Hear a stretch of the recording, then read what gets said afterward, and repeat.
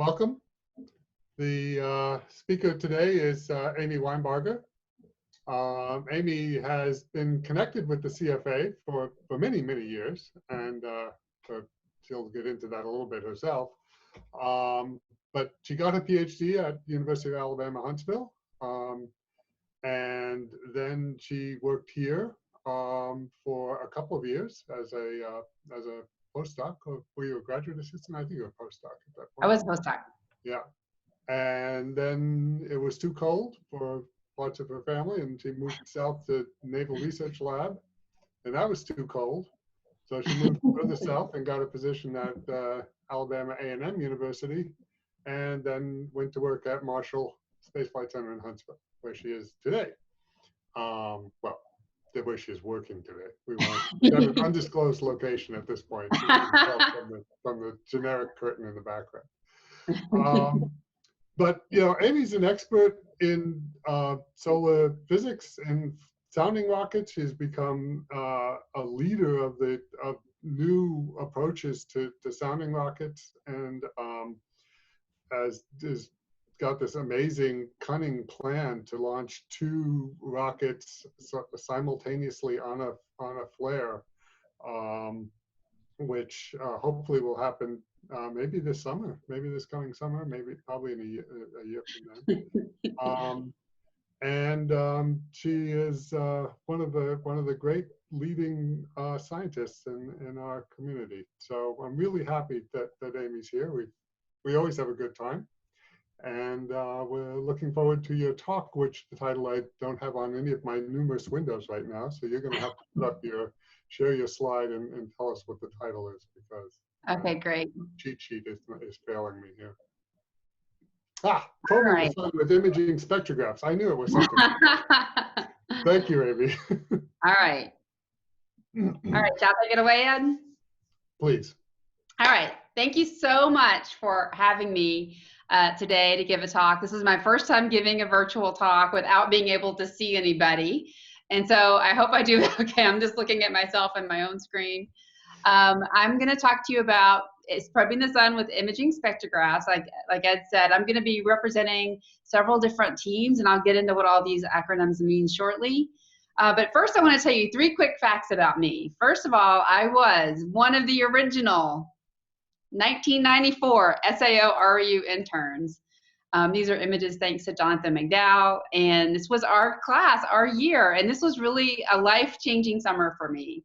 I came to SAO from rural Tennessee. I am a first-generation college graduate, so none of my, I come from a family of farmers.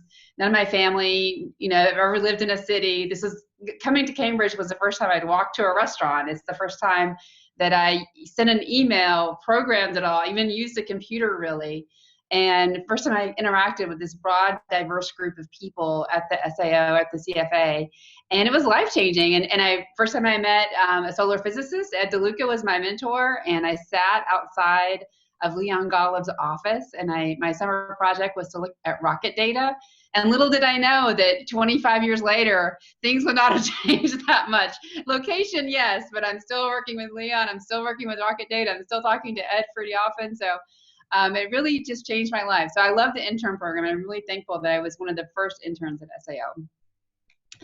And as I mentioned, I'm a rocket scientist. I love telling people I'm a rocket scientist. That's Leon and myself, and pay no attention to the man in the green pants. But this is at one of our rocket launches. Since joining NASA, I've been part of 7 rocket launches as a contributor, and I've attended many others. And right now, I'm actually doing a headquarters detail, and part of my detail is to work with the sounding rocket program. And so I'm continuing my work, and as Ed mentioned, we have this devious plan to launch rockets during a solar flare. That's actually not going to happen until 2024, and we're going to launch from Alaska. I think that'll be the first solar pointing launch from Alaska. So I'm super excited. All this fun stuff that goes on with sounding rockets. It's the most exciting 5 minutes of your year, and we try to get out there once a year. So once a year, we try to get to White Sands and launch something.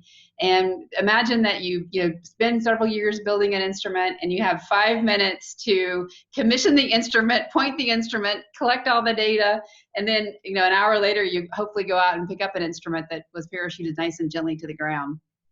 Super fun. And it was so fun that I got involved in a television show called Mission Unstoppable. This is a television show that's aimed at middle school girls. And it's featuring different women in STEM. And they came out and they profiled me while we were doing a sounding rocket launch. So it was really fun to shoot. And I encourage you, if you're interested in seeing what a rocket launch is like and seeing all the excitement behind the scenes, to check out this episode of Mission Unstoppable. Or maybe you have a middle schooler in your life. All right, so what I'm going to talk about today, the problem.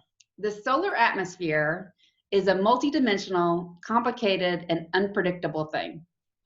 It's got, obviously, three spatial dimensions, but those three spatial dimensions are structured by the magnetic field of the sun, so there's no like axisymmetry that you can use. They're just, it's independent. You have to understand there's three spatial dimensions there. There's density and temperature gradients and structure along those three spatial dimensions, and abundances. So the abundances of the elements vary from structure to structure, as do the temperature and density. And all of those things vary, the structure, the temperature, the density, the abundances, they all vary in time. They vary in time scales from sub-second to multi-year time scales, to the solar cycle type time scales. So it's very complicated, and we can't know like a priori when anything is going to happen on the sun, like a solar flare. We'd like to be able to know so we could point our instruments and collect the solar flare data, but we really don't know ahead of time when something exciting is going to happen. That's a problem. Solar observations are inherently limited. So if we're taking images of the sun, we have detectors. Detectors are two-dimensional. So we've already lost one of our dimensions. We're looking at things in the plane of the sky most of the time. There's a fixed number of pixels, and we have to make a choice right away. Do we have a large field of view with bad spatial resolution, or do we have a small field of view with better spatial resolution? So we're already trading immediately, just because we have a fixed number of pixels, what things off on our observations. We have the readout time of the detector is controlled by the detector electronics and also the signal to noise in your telescope. The instrument lifetime controls how long you can take observations for. So the time scales of our observations don't necessarily line up with the time scales of the evolution of the plasma. And what else? Oh, we can do things like make narrowband temperature images using, multi-layers and the extreme ultraviolet. So you can make an image, for instance, that peaks where the bandpass peaks around 1,000,000 degrees. But then all of a sudden you've confused the temperature and the density and the abundance. So if something brightens in that image, is it because that plasma was heated into your passband or cooled into your passband? Or was it because the density of that plasma increased? Or was it because the abundance of that structure is higher than you expected it to be? So it's great that we have this ability to make temperature sensitive images, but we still don't have things like density and abundance to help us disentangle that. So what I'm here to talk to you about today is that imaging spectrographs provide useful and powerful data that we can use to address many solar physics problems. And these are three images that are associated with each of these imaging spectrographs I'm going to talk to you about. In my abstract, I said I was going to talk about 4, but I'm actually only going to talk about 3 for time's sake. Cozy, Moxie, and Esis. And I'll give you all those acronyms, what they mean in a minute. But let me first tell you what an imaging spectrograph is. And I'm going to say an imaging spectrograph is an instrument with a grating and with spatial resolution. Now in solar physics, we tend to build spectrographs with slits, and I'll show you some examples of those. And so because when you have a slit spectrograph, it has spatial resolution along a slit, we often call those imaging spectrographs. But the kind of imaging spectrograph I'm going to talk about today is a slitless imaging spectrograph. So that means it also has a large field of view. And I'm struggling with the nomenclature a little bit, because I think in astrophysics, you tend not to have slits. So you just have spectrographs, your imaging spectrographs. And so I wanted to make sure I was clear that I'm talking about a slitless imaging spectrograph, because in solar physics, the standard is with a slit. So the data that comes from imaging spectrographs are called spectroheliograms or overlapograms, and that's because the spatial and spectral data are overlapped. This is an example of data from an imaging spectrograph. This is a kind of a famous data set from Skylab. This is the oxygen 5 wavelength over here, and we have helium 304 peeking out right over here. And each of these little suns are the sun in a spectral line. So these are spectrally pure images of the sun that are overlapped with one another. And so this is why they're called overlapograms, because if we see emission here where they overlap, we're not sure if that emission, those photons, go with this line or with this line. So it makes them inherently difficult to look at because of the spatial spectral confusion. So this is an outline for my talk, and I should mention that I feel like I'm going to be breaking one of the cardinal rules of giving a talk, where you want to give a very clear, concise talk on one single topic. Because in this talk, I'm going to give you a broad overview about imaging spectrographs, what imaging spectrographs can do, what type of physics, science problems they can solve. I'll talk a little bit about the history of this kind of data, and I want to dig in to these 3 specific imaging spectrographs, which are all pretty different, and talk to you about not only the data set that they make, but how we then invert the data to get the physical parameters back out. So there's going to be covering a lot of information. If you have any questions about any of this information, if we don't have time for them in this talk, feel free to reach out to me. This is something I'm super passionate about and something I've been working on a lot lately. And I'm really excited about the ability to maybe fly an imaging spectrograph in the next decade or so. Within the next decade, not in a decade, within the decade. All right, so why do we need imaging spectrographs? So let me just hit on 3 different topics, why we need spectroscopy in general. Anytime there's magnetic energy, magnetic reconnection happening on the sun, and by the way, that's happening all the time, almost everywhere, from big events that are solar-sized events to small events that are arc-second-sized events, there's magnetic energy release going on all the time. And when this magnetic energy release happens, we know that the temperature increases because we have that diagnostic within imaging. We know that the radiation increases. We see more photons coming from those regions. But one thing that we can't easily measure are the velocities associated with those events. I'll show you some examples of data that we have where we can get some velocities, but they're very limited. And so extreme velocities require spectroscopy. So measuring the velocity requires that we go to spectroscopy. Similarly, in, let me see if I can get these movies to play. Okay. Similarly, when those eruptions happen, if they eject material, coronal mass ejection, and that ejected material could come flying toward the Earth, for instance, or any spacecraft we have that's outside the Earth's atmosphere, the evolution of that ejected material really strongly depends on the temperature and density structure that exists already in the solar corona, the ambient solar coronal structure.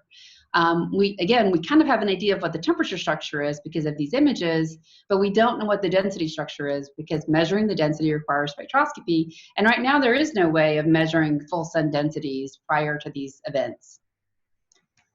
And finally, I just want to make one little word about abundances. Abundances in the process that which we have abundance variations in the corona. Most of you guys know we have enhanced low first ionization potential elements in the corona. That's called the FIP effect.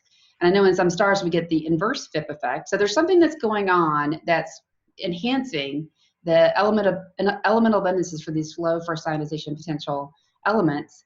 And we're not quite sure what it is, but it's probably linked to the coronal heating mechanism. So understanding what that is would be great.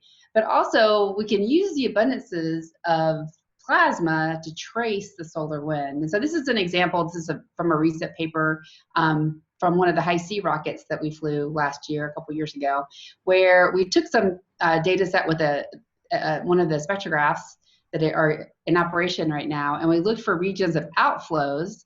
And we measured the abundances in these regions, and then we were able to relate these abundances to abundance measurements that were in situ abundance measurements later in time. But the reason I'm showing this high-C data is because we're also able to look for what was going on at the feet of these structures and see maybe if we could understand the origin of the solar wind by looking at small-scale events happening in the region of where we think the abundances are coming, or the solar wind is coming from. But it's very difficult to measure abundances because measuring abundances requires spectroscopy. So this is kind of the holy grail data set. We would like to have the density, the temperature, the abundance, and the velocity, all as a function of space and time, as much information as we can about these 4 parameters. But, for temperatures, like I said, we've got a pretty good handle on that. We can measure temperatures. Let me see if these movies will play or not. We can measure temperatures pretty well with narrowband images and soft X-ray filtrograms like we get from AIA or XIT. And so we have a good handle on how to get temperature discrimination. But when it comes to those other spectral diagnostics, we really require spectroscopy. Spectroscopy gives us finer temperature discrimination than narrowband imaging does or soft X-ray filtrograms do. So not only do we get things like these spectrally pure images with spectroscopy, but we also get velocity information, density information, abundance information. So how do the spectrometers work? So here's an example of an existing spectrometer for a solar spectrometer called ICE, the EUV Imaging Spectrometer. And let me just kind of walk you through this instrument diagram. So we have the sun coming in over here, solar light coming in. The solar light's bounced off a primary mirror and focused onto a slit. This is kind of what's key for most imaging spectrometers now, is that we have a slit in the focal plane. And then after the light that makes it through the slit goes on to be a grating, which disperses the light and projects it onto detectors. So on the detectors, we get the image of the slit spectrally dispersed. So basically, you can think of it as we're looking at the sun through this very narrow slit. For ICE, the slit is something like an arc second long, 500 arc seconds. I'm sorry, an arc second wide and 500 arc seconds long. So it's a very small portion of the sun that we're seeing through that slit.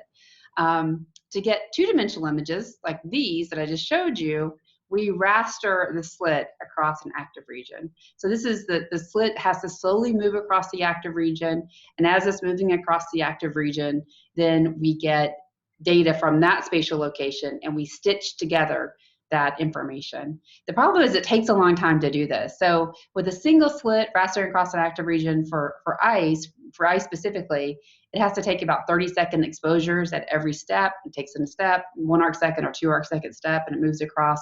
So it took 2 hours to build up this type of an image. So this single slit spectrograph definitely works, but it works at the expense of the temporal resolution. And if you can see, there's all kinds of interesting little events. And this is a quiescent active region. Nothing too exciting is going on. But there's all these little interesting events happening, little brightenings, short time scales happening in the active region. The slit's never there at the right time, right? The slit's always in the wrong place at the wrong time. And this is really the main problem with single slit spectrographs. You get great data from them, but it's at the expense of temporal resolution. With a large eruption, it's even worse. So here's an example of a large eruption that was observed with the interface region imaging spectrograph, IRIS. IRIS is another spectrograph that's flying today. And this was a great image of a solar flare. So one of the great things IRIS has done is that they're actually imaging the slit jaw. So this is the piece of metal into which a slit is cut. And they polished it and they're imaging that piece of metal in the same passband or can be in the same passband as the spectral lines. So this is a slit jaw image taken in the transition region passband. And it's imaging a solar flare. So the solar flare is large and it's evolving rapidly. But as you can see, we only get velocity information from the region of the solar flare that crosses that slit. And so, again, temporally, we're very limited. We can't get a lot of time information we can't get the velocity information over the full field of view at the cadence of which we'd like to see it for the solar flare. And I should mention, let me kind of step back 1 second. So this I don't have a color bar here, but the velocities that we measure, and this is a quiescent active region, are on the order of 100 kilometers per second. And so that would imply that with a 1 arc second resolution, which is what this type of a spectrograph tends to have, that we actually need to make this velocity map every 10 seconds. Like 10 seconds later, the plasma that's sitting here and moving toward us at 100 kilometers per second will have moved over by a pixel in 10 seconds. So we really need, for even a quiescent active region, 10-second cadences. For things like a flare, we'd even like faster cadences because we're because flares are evolving more quickly and the velocities are stronger in solar flares. Okay, so that's a single slit spectrograph. Another option to get spectroscopy data is to use photon counting devices. I know several people at the CFA use photon counting devices like microcalorimeters. Chris Moore in the solar group is working on a CMOS device that would be able to count photons. Several of us are collaborating with a Japanese instrument called Phoenix, and they are also going to be using photon counting devices. A CMOS device is a photon counting device. And so the idea is that you, either with a microcalorimeter or a CMOS device, that you detect an individual photon, and for each individual photon, you measure an energy associated with that photon somehow.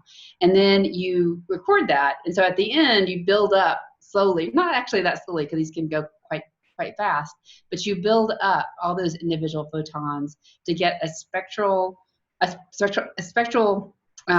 measurement at every pixel. These are really great. I mean, this is a really interesting way of dealing with this type of problem. Of course, the big issue is that these devices really only work very well at a higher energy range. So something in the soft X-ray to hard X-ray energy range. And it doesn't have the best spectral resolution. So you're not getting the full range of diagnostics that you can get with a single slit spectrograph, but you get some diagnostics. So this is a clever way of dealing with this issue. Another very elegant way of dealing with this issue is to have multiple slits. So instead of a single slit, you know what, if I have one slit is good, 25 slits is better. And so this is a multiple slit spectrometer. You have a grid of slits, and you raster those slits over your field of view to build up your images. And this still requires that you scan, but it's not scanning anywhere near as much because you only have to scan a little distance to cover the full field of view.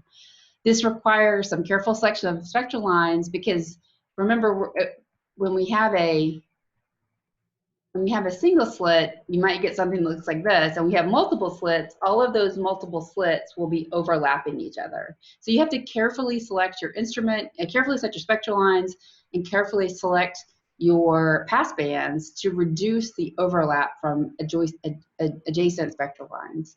But it's a very elegant solution, and there's actually a MIDEX concept study for an instrument called MUSE, which I'm a KY on. SAO has a fairly large role in the multi-slit solar explorer, and we're very hopeful that that's going to go on for a MIDEX. And then there's your own Jenna Samra, who I know is talking in a couple of weeks, has a instrument that's going to fly on an airplane that also uses multiple slit spectroscopy. So this is a cool solution. It still has to deal with some spatial spectral confusion, but it's a really nice idea. And finally, there's the imaging spectrograph that I'm going to be talking about, the slitless imaging spectrograph, where we have some field of view, some large field of view that's allowed to be dispersed and onto the detector. This is great because we could see the whole field of view at a cadence that you could make with an image. So in a second or 10 seconds or however quickly you can take images. But it's at the expense of this spatial spectral confusion. So I don't know if you can even disentangle what this image is, but this image is the same active region that I've been showing you in all the previous slides that I've taken, and I've calculated at every pixel a spectrum, and then I've overlapped those spectrum in the wavelength range from 17 nanometers to 21 nanometers to give you a feeling of how difficult this data set looks like, right? So when you're looking at this, like there's maybe some moss here, there's a structure here, there's more structure. Can you tell where the spectral lines are? It's not even as nice and clean as the one I showed you earlier of the full sun. So this is a big issue as is spatial spectral confusion. And the examples of this type of data set are the ones I'm going to talk about later in the talk. Okay, so that's why we need imaging spectrographs, because we want to have these diagnostics. These diagnostics can answer lots of different questions, and they're not readily available in current data sets, and we like to have that capability. And there's different ways of doing it, and one of the different ways is an imaging spectrograph. Okay, so didn't we used to take this kind of data? Let me talk now about the history of this type of a data set. And most of this information I'm going to be giving you came from this paper from Richard Towsey And then reading also some biographical sketches of the lead characters from this time of development. And I'm going to start this conversation with Professor Theodore Lyman, Harvard's own. Theodore Lyman was a Harvard professor who was studying the ultraviolet emission of hydrogen in very crude vacuum systems on the ground. This is early vacuum systems. And he discovered, obviously, the Lyman series, the hydrogen, so the Lyman alpha line, all the Lyman series, but Lyman alpha he discovered, so that's the brightest line of that series, and that's at 1216 angstroms, 121 angstroms.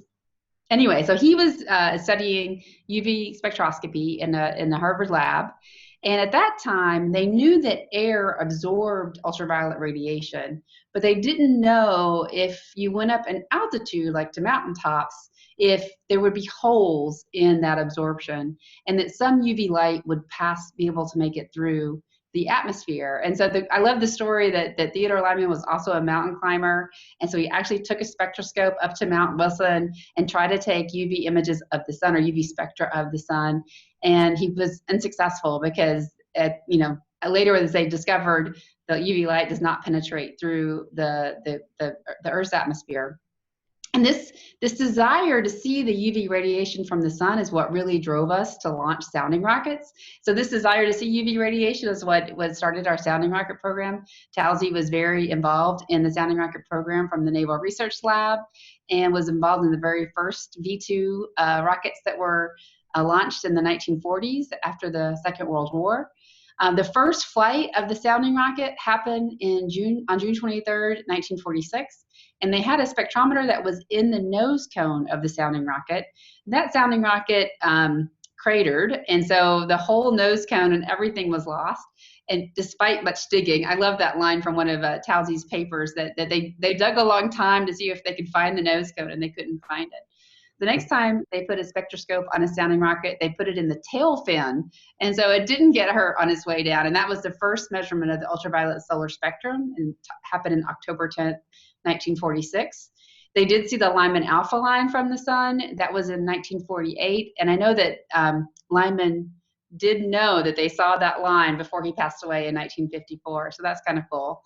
But this is what started the sounding rocket program, a program that NASA took over from the Naval Research Lab, and it's still going on today. It's what I participate in all the time. So I love the history of this program. This is the first initially, they were just taking spectra of the sun, and then in the 1950s, they started taking spectroheliograms of the sun. So this is the first spectroheliogram of Lyman alpha. It's fairly poor spatial resolution. This is an inverted image, so things that are dark were actually bright on the sun. And this is during a time of high solar activity, so you can see there's regions of significant brightness and regions of less brightness. But the spatial resolution was pretty limited. And then they did subsequent rocket flights to explore different wavelength ranges and reveal the atmospheric structure of the sun. So here are some examples of early spectroheliograms of the sun. And here's the 304 line. And then later they did a fairly long wavelength scan. And Talzi points out at the 256 line, it's complicated because there's a helium line, there's a silicon line, and a sulfur line that all overlap each other at 256. And in this paper, he says, therefore, this image is not easy to interpret. And that's a lot that he said. That right there, my friends, that is a problem. This overlapping spatial spectral information is very difficult and can make this data very difficult to interpret. So Talzi hit the nail on the head. But despite the fact that it was difficult to interpret, we did fly an instrument on Skylab S82A, which was a made spectroheliogram. It operated in 2 wavelength ranges. I'm just showing you here the long wavelength range. In the short wavelength range, the response of the instrument falls off a lot. So there's not a lot of information there, but in this wavelength range, it's a really nice wavelength range. It goes from oxygen 5 line at 63 nanometers, like I said, down to helium 30.4 nanometers, just peeking in right there. This is a quiet sun time, so there's not that much activity, even though there's some silicon 12 information there in the middle. So So this type of data were taken the year of my birth, 1973 to 1974. And this was the only time that spectroheliograms were obtained by NASA on an orbiting satellite. All the other data we have for spectroheliograms are either from other space agencies or other countries, or taken with a suborbital platform. So I thought that's interesting. And by the way, this Skylab data is currently available. It's been digitized and it's available. And if anybody has a postdoc or a graduate student that wants to take some time and study this data, call me up, because I would be really excited to take a look at this data. I don't have a lot of time in my hands, but I think this is a really unique and interesting data set that we could maybe dig back into. Okay, so that's the history of this type of data. We did used to take it a lot. We took it a lot on the early suborbital flights and during Skylab. And really, we haven't gotten a lot of this data since the 50s and 60s or 70s. And I should mention, there are some instruments that have flown on. Those are Russian instrument, but those data sets aren't readily available. That's why I'm only focusing on the NASA data. All right, so that's the history. And now I'm going to talk about 3 imaging spectrographs that are currently in development. The first one is the multi-order X-ray spectral imager, or Moxie, and it's built to fly on a CubeSat. The CubeSat's name is CubeSat Imaging X-ray Solar Spectrometer, or CUBIX. So Moxie flies on CUBIX. There's and then that's led by Amir Kaspi from Southwest Research Institute. The Coronal Spectrographic Imager in the Extreme Ultraviolet, or COSI, that's led by your own Leon Golub at SAO. And the EUV Snapshot Imaging Spectrograph, or Esis, and which is led by Charles Kankelborg at Montana State University. And I have a role in all of 3 of these as a co-I. And so that's why I'm very familiar with them. There could be others that are in development. And as I mentioned, I'm not talking about one that's in development that I'm actually leading, just because I wanted to focus on these. I think these are a little more relevant for this talk.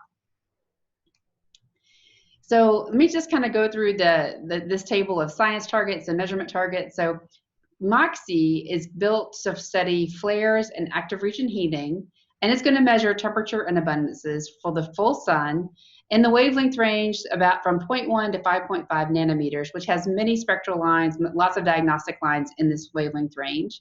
And its platform is a CubeSat. We're currently selected for a phase A study, so we may be selected to continue on, which means the CubeSat would fly sometime around 2024. COSI, led by Leon Golub, is built to study space weather events and coronal evolution. Its primary measurement targets are temperature and density. It's also full sun, and it's focusing on this wavelength range and the extreme ultraviolet from 18.6 to 20.3 nanometers, which contains several density-sensitive lines from iron 12 and iron 13. This was previously funded for a tech development for a version of the instrument that was going to fly on the International Space Station. And we're currently looking for other platforms like a SMEX or an L5 mission. So stay tuned to find out the future of COSI. And then Esis from Charles Kankelborg was targeting transition region explosive events. And it was measuring velocity, and it has a partial sun field of view. So it has it doesn't have a slit, but it has a field stop. And that field stop blocks part of the sun. So it's not a full sun like COSI or Moxie or Skylab data, but it's still a spectroheliograph. It's focusing on the Helium 1 and Oxygen 5 lines that are around 58 to 63 nanometers. Those lines were available from the Skylab data too.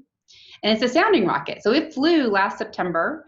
And so I actually have data. So that's one of the reasons I cut out the 4th instrument, so I could spend some time talking about the data that we're wrapping up or we're processing right now for Esis. So I'm breaking these sets of spectrographs into two different categories. The COSI and Moxie, I'm grouping together because they're trying to measure temperature, density, and abundance. And then Esis is measuring velocity. And it turns out that measuring velocity is a lot harder. It requires a slightly different instrument setup and a slightly different inversion technique than temperature, density, and abundance, which is, by the way, a little bit easier to handle. So I'm going to talk about them separately. So first, let me hit on Moxie. Moxie is going to focus on the short wavelength range. So this is the emission, the brightness is the emissivity of different spectral lines as a function of their wavelength of emission and the temperature of emission. And you can see that there are many different spectral lines from, something like 0.1, less than 10 angstroms to 50 angstroms. I get confused going back and forth between angstroms and nanometers quickly. And there's also high FIP elements and low FIP elements. And it's the ratio of the intensity that you see from high FIP to low FIP that gives you the abundances. So the fact that they're both high FIP and low FIP is important. This is a really great region of our solar spectrum, and it's basically been ignored for 30 years in terms of solar spectroscopy. This is again, the wavelength on the y-axis and the time over years. And all of these little blocks are different times, different solar spectrometers we're operating. And this red highlight is where Cubics or Moxie will observe. And as you can see, there's not been a lot of observations in this wavelength range for a while. So this is how Cubics works, I'm sorry, Moxie works. Moxie is a combination of 4 pinhole cameras that each of these pinhole cameras has a single filter associated with them. So each of these pinholes will generate a solar image on the detector with a different filter, so there'll be slightly different filtergrams. And then there's one pinhole that will feed a transmission grating. This is actually a spare transmission grating from the Chandra High Energy Transmission Grating Spectrometer that will fly on this CubeSat. And this becomes an overlapogram. So this is our expected data set. Here's our 4 filtergrams on the top. And on the bottom, we'll have an overlapogram with a 0 order in the center and a +1 and -1 order on either side of it. And like I said, this uses a Chandra spare grating, so this will be in the same wavelength range as this instrument. Well, now let me tell you a little about COSY. So for COSY, again, COSY was initially designed for the space station. So we needed to have a compact instrument, and we wanted to have 2 channels. We wanted to have an imaging channel and a spectrometer channel. And so the way that we solved this problem was by having a flip optic that was right here in the middle. So you could have a grating. So your light comes in, and you could either hit a grating if that's what side it was on. Then the grating would disperse the light. There'd be a focus optic, and then that would be the detector. And if the grating was in the optical path, you would make an overlapogram. It's full sun overlapogram, again, in the wavelength range that contains a lot of density sensitive lines for iron 12 and iron 13, but lots of lines in general. So there's some temperature sensitive lines here and density sensitive lines. If the mirror was in the feed optic position, then the incoming light would be just focused onto the detector, and it would generate a wide field coronal image. So we'd see the corona far away from the solar disk as well. So COSY was designed to measure density and temperature, and it was actually designed by our very own Jenna Sumra, again from SAO, to fly on the International Space Station, and as I mentioned, led by Leon Golub. And we're currently investigating some different platforms. And this was this initial design. So the light would come from this direction, and here is the flip optic there, the feed optic in this side, and then the detector would be mounted back here. Okay, so unfolding the COSY and Moxie data. How do we deal with those overlap spatial spectral signals? So because COSY and Moxie are primarily built to measure temperature, density, and abundance, and they're not sensitive to velocity. So and that's a design decision for both instruments based on the dispersion that they're allowing per pixel. So it would have, so for COSY is sensitive to flare velocity. So the velocities would have to be very large to move the emission from one pixel to the next pixel over. For Moxie, it's not at all sensitive to velocity. So the plasma would have to be moving at the speed of light to move it from one pixel to the next pixel. In this case, because we're not measuring velocity and we're not allowing that the potential for the photons to move from one pixel to the next pixel, the unfolding method is simplified. So let me kind of walk you through the unfolding method for instruments like COSY and Moxie. So on the left-hand side, we're going to write a set of linear equations. On the left-hand side is going to be a vector that contain our observations. Even if our observations are two-dimensional, so we're taking a full detector and we're inverting the full detector, we would vectorize that. So we'd have a single vector on the left that contain all of the information, all of the observations. On the right-hand side, we have a response matrix times an emission measure vector. So this emission measure vector is also a large vector that's a function of space, temperature, density, and abundance. And this is also going to be very, very large. And for every potential location on the sun, temperature that we're sensitive to, density that we're sensitive to, abundance that we're sensitive to, we would calculate how that emission measure would map to our observations. And that mapping is held in the response matrix. So let me kind of give you an example.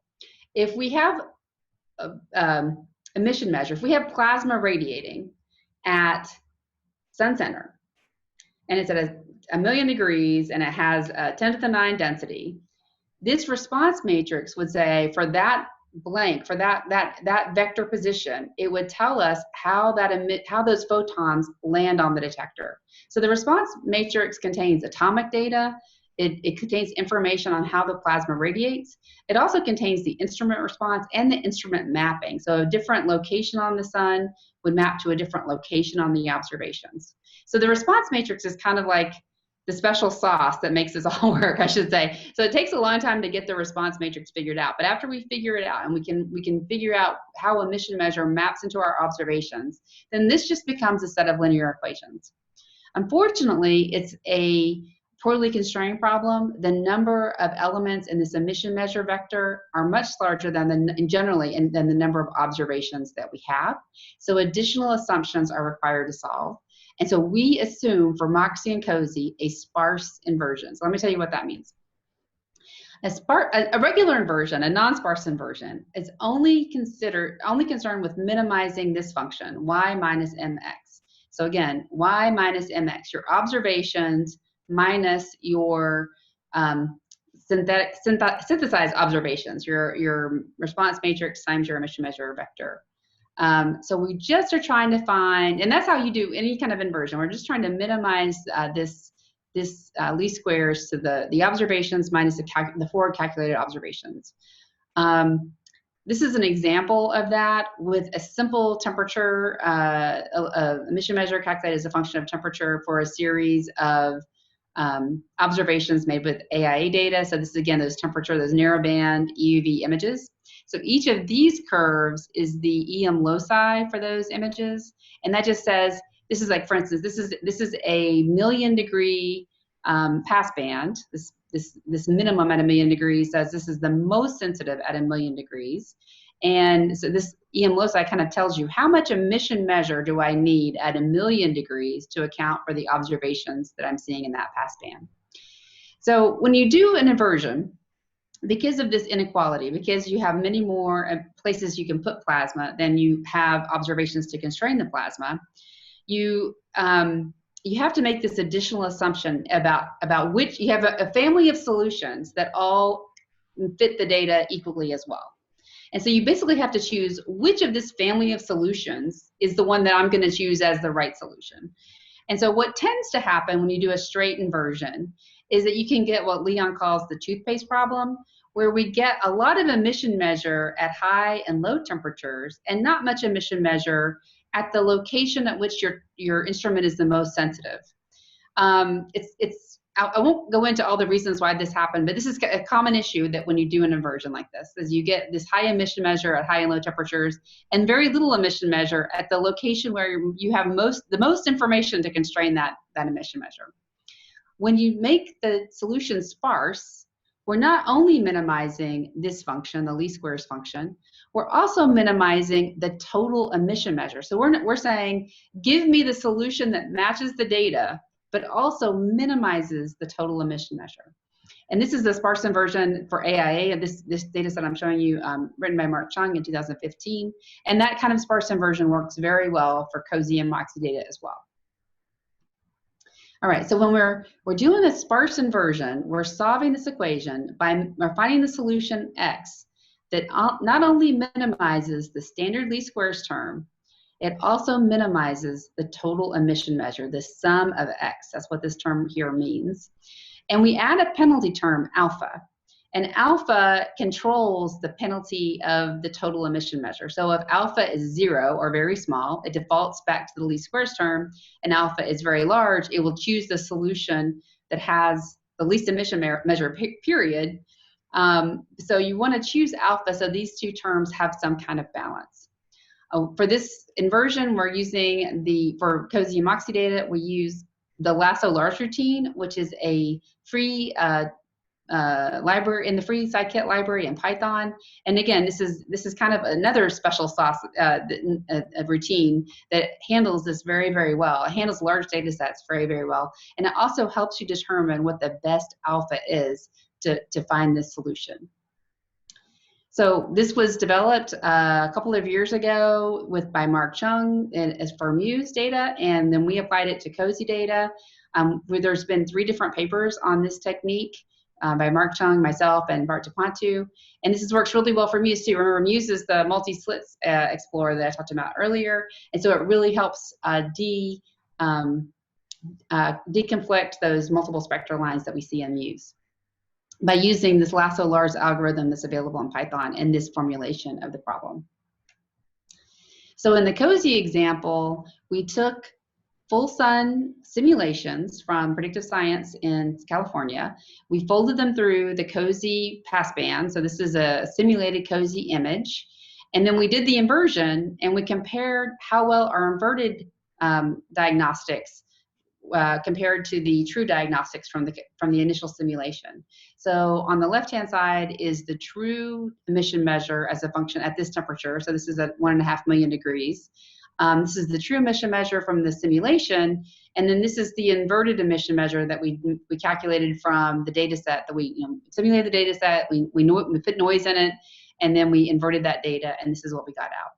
The same for the density. This is the density at 1.5 million degrees, and this is the inverted density at 1.5 million degrees. So for the COSY issue, this inversion really opens the door to be able to use COSY, instruments like COSY and Moxie to determine things like full disk temperatures, densities, and abundances. It essentially solves the problem. I mean, to me, this is a game changer, and it really means that we can go back and use this type of instrument. I mean, so these instruments existed in the 50s, 60s, and 70s, but we couldn't deal with the data then. And now we have the ability to have the processor speed, the machine learning tools that we have today. And this is not the only type of solution to this problem, but there are other solutions that can be applied.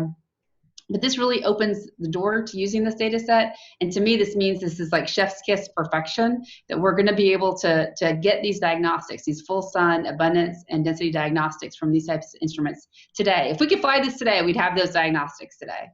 So, and it's really exciting to me that we've figured all this out now. Okay, so what about velocity?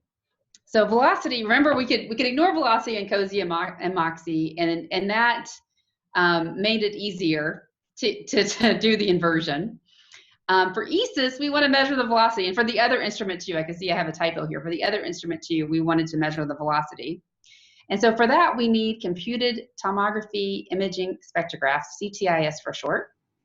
And so this is a fancy name for saying a CT scan of the solar spectrum. So, CT scans work by you're laying there in the tube, and they take an X-ray of you at all these different angles.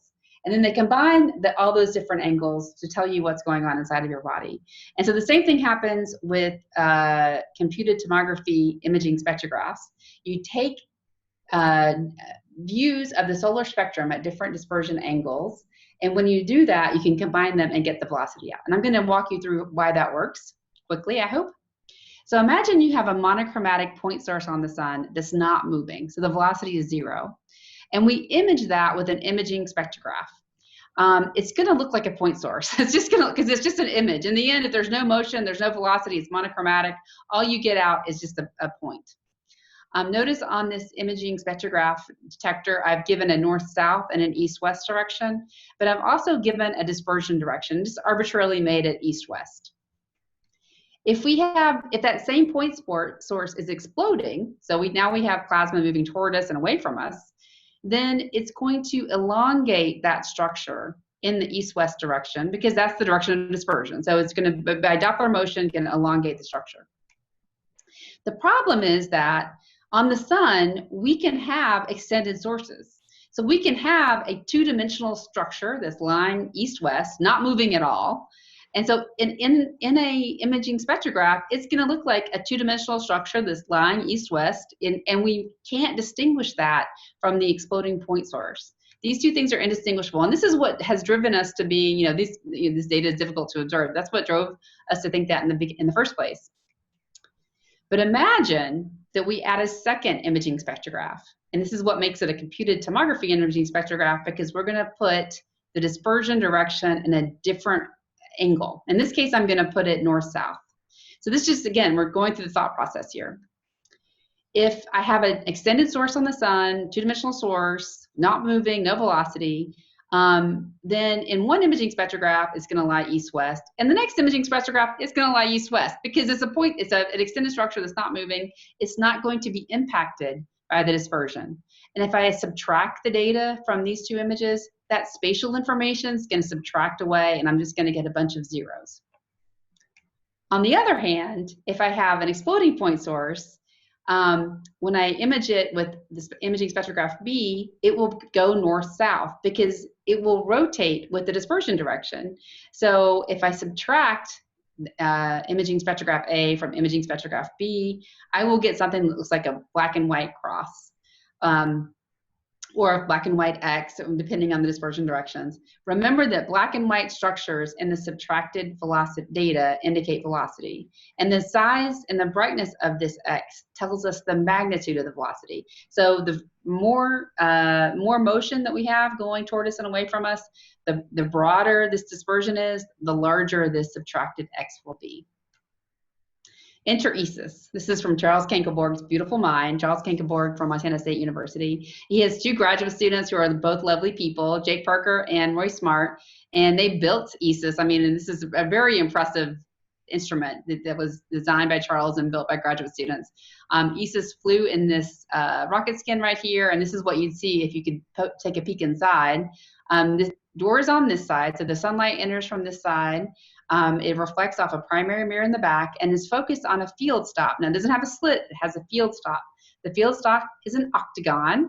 And so it's roughly 600 arc seconds from side to side. And this is what the octagon looks like projected onto the sun. So it's basically letting all the light from inside this field stop onto the gratings. And then there's 4 gratings here, and each grating has its own camera. You can kind of see from the cameras that the cameras are set at different angles. So if you can imagine, here's solar north. One of these little points on the octagon points to solar north. And the dispersion, so solar north is the same point, or the same up and down in each of these images, but the dispersion direction is out radially from this image. So there's different angles between the dispersion direction and solar north. For Esis, we were interested in these 2 spectral lines, oxygen 5 and helium 1. Helium 1 is on the inside of each of the detectors. Oxygen 5 is on the outside. And let's see, we obviously were observing the quiet sun that day. We have 300 seconds of data, 10-second cadences. So not that much data. This is what the Esis data look like. Here are each of the cameras. The dispersion direction is to the right in each of these cameras. So this is oxygen 5, this is helium 1. Notice that part of the helium 1 octagon is off the detector. And as I mentioned, north is at a different little point on each of these octagons in each camera. So this is what the initial data looked like, and we had to process this data, and we can make level 2 data. That means that we removed optical distortions, we rotated it so north was up. And we extracted a single spectral line. So here's the oxygen 5 octagon in camera 2 and camera 3. And now, because we've rotated it, the dispersion directions are these funny little angles. And one thing to look at is that you can see, look at some spatial structure. Here's this little example of little spatial structure, this little L here, upside down L, and it looks the same in camera 3. In fact, if I just take a minute and go back and forth, everything looks the same from camera 2 to camera 3. I don't see a lot of evidence of velocity in just the raw data. But like I said, we have to subtract the images. When we subtract the images, the spatial structure will subtract away, and what we'll be left with is velocity. And here's the subtracted data set. Again, here's our 2 dispersion directions for camera 2 and camera 3. And everywhere we see the black and white pattern is a velocity signature. And here's kind of this classic exploding event, like I showed you earlier. Exploding point source will make this kind of classic X pattern. But remember, Esis actually has 4 cameras. Before I talked about 2 cameras, and we could look at subtracted data. But for 4 cameras, and Esis has cameras at these different dispersion directions, we want to be able to combine all 4. And so to combine all 4, we assign each a different color, And we make this kind of enhanced color image where a pinwheel it means velocity. So the pinwheel and the color image indicates velocity. So here's an example of a pinwheel in the Esis data.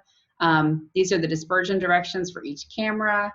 And this type of a signature would be, could be associated with something that would be a broad and symmetric line profile. Sometimes you see something that looks like a peacock, the NBC peacock, and this type of signature means there's more emission on the longer wavelength side, so this would be consistent with a red-shifted line profile. And sometimes it's the opposite. It's more emission on the blue side, and that would be associated with a blue-shifted profile. I can see that I'm out of time, so I'm just going to show you some movies of the Esis data on the left and this enhanced color image and the little subsections on the right. We also looked at it in Helium-1 and Oxygen-5. Helium-1 was pretty boring, but we do see this one event that I'm going to zoom in on here, where we see a lot of activity in Oxygen-5. Each of these little pinwheels indicates velocity. In Helium-1, we don't see a lot of velocity. I don't have enough time to kind of go through all the different methods of inverting the data, but let me just say that we're at the point where we're making full image intensity and Doppler shift measurements through the inverted data. We're attacking the inversion data in lots of different ways. This is a difficult data set to invert as well, but we were close on getting several different methods working.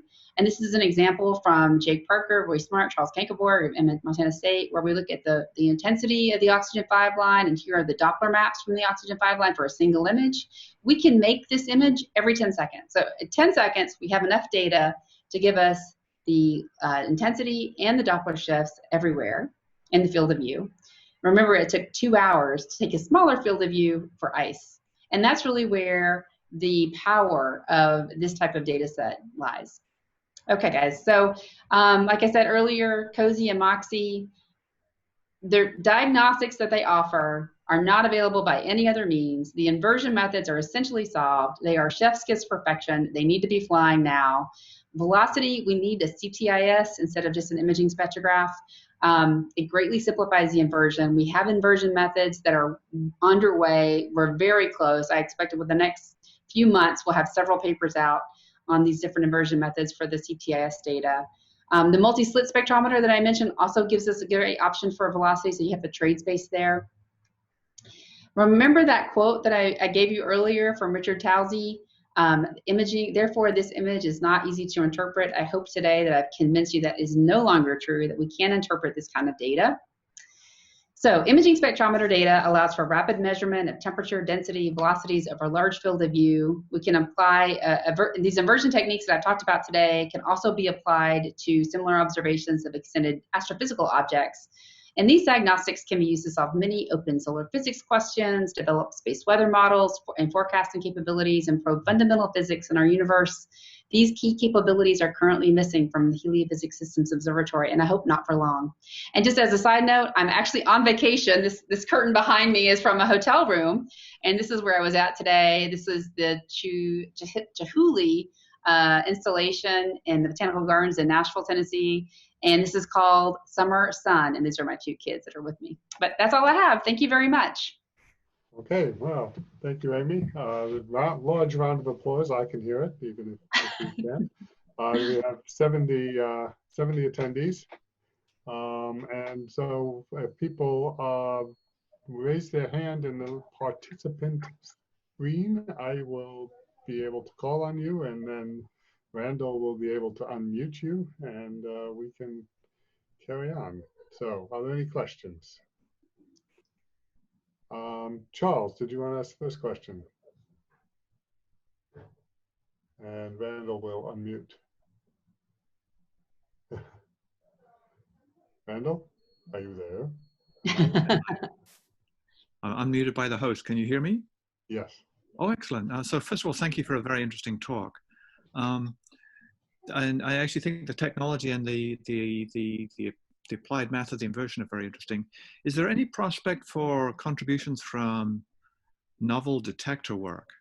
Because in some areas of wavelength space, you focus mostly on what the detectors do, and others you focus on what the spectrograph can do. Is there any future for detector work in this area? Well, you know, beyond the kind of photon counting option for the microcalorimeters and CMOS, or are you speaking mainly of those?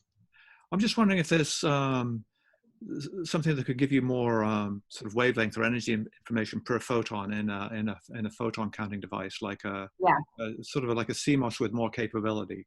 Yeah, I mean, there's definitely room for that. I mean, the limitation right now with those types of detectors is that they're only really sensitive to X-rays, and so you don't have any of the diagnostics that you can get if you go to the extreme ultraviolet. And I don't know of any detectors that are currently targeting more extreme ultraviolet wavelength range. I mean, there's lots of diagnostics in the X-ray wavelength range. Don't get me wrong. So there's a lot of capabilities that in that wavelength range that can help us, but yeah, I think that, and we're working on CMOS detectors as well. You know, like I said, mentioned Chris Moore there at SAO is working on a CMOS camera.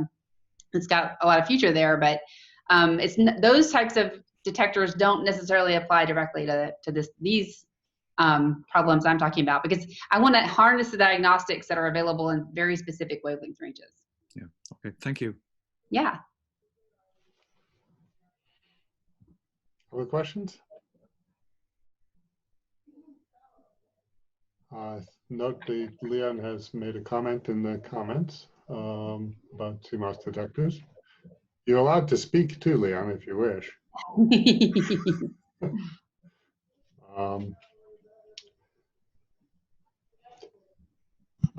Okay, just a very quick comment. The CMOS detectors, which you can read out very rapidly, so you get the photon counting capability, you can back thin them, and then they become EUV sensitive. So it's, in principle, it ought to be possible. I don't know of anyone who's done it yet, but it should be just like a CCD, the same process. Okay.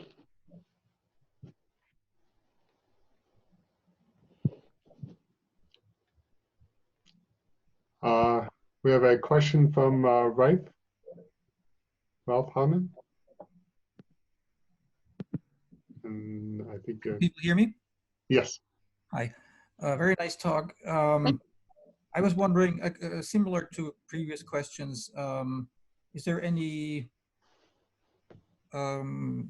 scientific application for solar observations where you could combine gratings with CCDs or CMOS detectors, similar to Arcus, for example, where basically the detector takes over the order sorting, and you have broadband, you know, you do broadband spectroscopy, and the gratings give you dispersion, and the detectors sort out the different orders. You're absolutely right. That is a great use of CMOS in that way. And yeah, I think there is use for that. I think it's something that we've all been thinking about in the back of our mind, is the ability to you look at multiple orders of light and just use CMOS for the sorting of those orders, but not for the spectral information. So have a spectrometer or an imaging spectrograph, but yeah. So you're absolutely right. That there's some capability there. I don't know that an instrument is in development for that. It's kind of more of a thought that we're all having and thinking about. Feel free to talk about Magix. Well, Magix is a single slit imaging spectrograph. That's the one that I'm deprecating at the moment. I understand.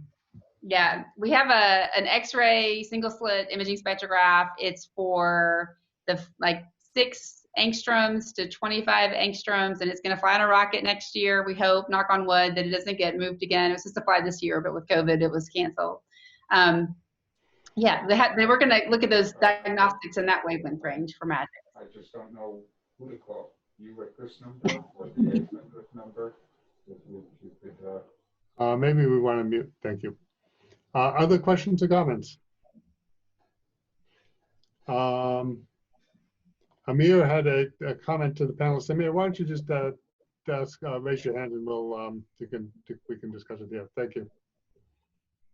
What I wrote hopefully should be visible to everyone, but I just wanted to comment that someone asked about back-thinned CMOS devices. Those are currently in development and in production by some companies. I know people are working on developing them for soft X-rays and EUV measurements. And then Charles had asked about microcalorimeters and things like that. Those are also in development. In fact, some of them have flown for astrophysical measurements, like on Hitomi. And they can provide spectral resolution basically as good as a diffraction grating, but in the photon counting regime. The downside is that nobody has really developed them to read out very rapidly yet. They've only been in use for astrophysics. And they also require liquid helium temperatures, so they're fairly problematic to fly these days. So I think development on that is ongoing, but fairly slow. Yeah, thanks. And one of the, this is a terrible way to have a talk, but one of the great advantages of this talk is that we can have guests from Colorado. So just our talk. They don't have to get on an airplane, and it's quite fun that way. Thank you. Thanks, Fabian. Anybody else? Just about 5 minutes after the hour. Nice comment from Vinay, and some discussions on the chat about the microchannel plates for SMEXs. So Vinay, we don't have to assume an isothermal temperature for the plasma to do the inversion. Oh, for COSY and Moxie, no, we don't have to assume an isothermal temperature for them because they have temperature diagnostics. So you have multiple spectral lines formed at different temperatures. So basically at every pixel, you're doing an inversion for temperature, like what we would do normally. And for every spatial location on the sun, you're doing an inversion for temperature and for density, and temperature and for abundance. So for those instruments you don't. For Esis, you do assume that it's isothermal because it doesn't really have temperature diagnostics. You only really have single spectral lines for Esis. There is some potential there, but it's beyond what we're doing right now. But eventually we might deal with some of the multiple temperature information in Esis.